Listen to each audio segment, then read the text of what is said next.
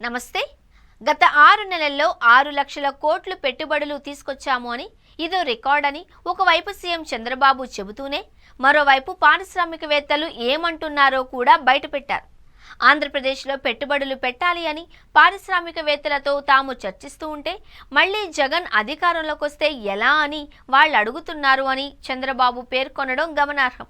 కేవలం 11 అసెంబ్లీ సీట్లకు పరిమితమైన వైసీపీ అధినేత వైఎస్ జగన్మోహన్ రెడ్డి అధికారంలోకి వస్తారు అనే అనుమానాన్ని పారిశ్రామికవేత్తలు వ్యక్తం చేస్తున్నారు. అంటే దానికి కారణం కూటమి పరిపాలన కాదా అనే ప్రశ్న ఉత్పన్నమవుతోంది.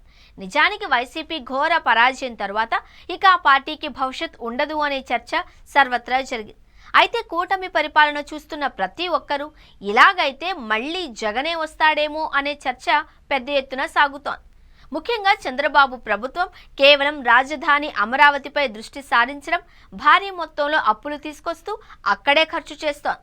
దీంతో మిగిలిన ప్రాంతాలలో తమను పస్తులు పెడుతున్నారు అనే ఆవేదనలో ఉన్నారు.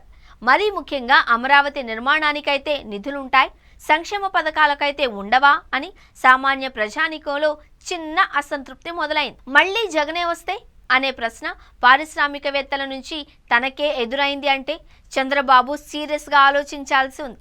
ఇక జగన్ అధికారంలోకి రానే రాడు అని తాను చెప్పినట్టు చంద్రబాబు పేర్కొన్నారు. అధికారంలో ఎవరుండాలి అనేది ప్రజల చేతుల్లో ఉంది. క్షేత్రస్థాయిలో రాజకీయ వాతావరణం గురించి తెలుసుకునే పారిశ్రామికవేత్తలు ఆ అభిప్రాయానికి వచ్చి ఉంటారు అని చంద్రబాబు ఎందుకు గ్రహించలేకపోతున్నారు? ప్రస్తుతం క్షేత్రస్థాయిలో కూటమి ఎమ్మెల్యేలు, మంత్రుల పనితీరు అధ్వానంగా ఉందనే అభిప్రాయాన్ని కొట్టిపారేయలేం. తన పార్టీ ఎమ్మెల్యేలను పిలిచి కౌన్సిలింగ్ ఇస్తున్నట్టు స్వయంగా చంద్రబాబే చెబుతూ ఉన్నారు. దీని అర్థం దోపిడీకి పాల్పడుతున్నారు అనే కదా. వైసీపీ ప్రభుత్వంలో కనీసం జగన్ అంటే భయపడేవాళ్లు అని, ఇప్పుడు ఆ పరిస్థితి లేదు అని ఎవరిని కదిలించినా అంటున్నారు. అయితే చక్కదిద్దుకోవడానికి చంద్రబాబుకు చాలా సమయం ఉంది. లేదంటే ప్రజలు ఏం చేయాలో మనం చెప్పాల్సిన పని లేదు.